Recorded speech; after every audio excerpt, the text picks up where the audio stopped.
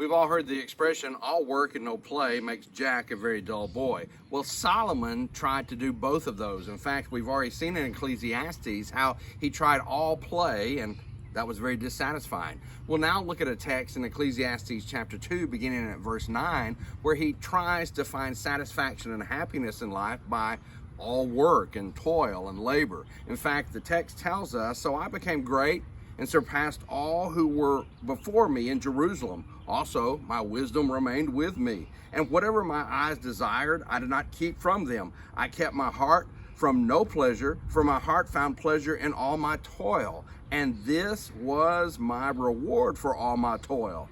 Then I considered all that my hands had done, and the toil I had expended in doing it, and behold, all was vanity and striving after the wind, and there was nothing to be gained under the sun."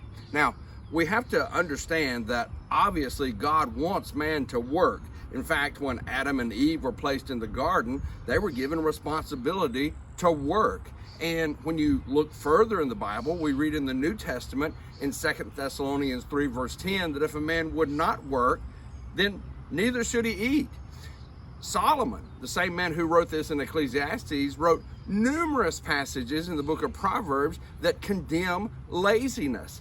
There are many words that we could use to describe Solomon, but one word that we could probably never use to describe Solomon is the word lazy. He was not a lazy man. So what gives here about what might appear to be an inconsistency? It's not an inconsistency because the problem was Solomon, and this is a problem that so many other people have today, and we got to watch ourselves that it doesn't become our problem.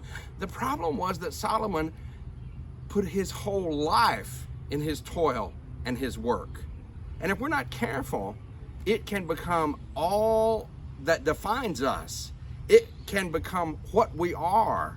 And when we put all that time and energy and effort and money into our work, guess what?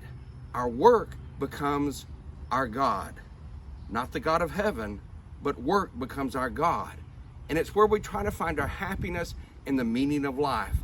Like Solomon said, it's never found there. So work, yes, but work for God.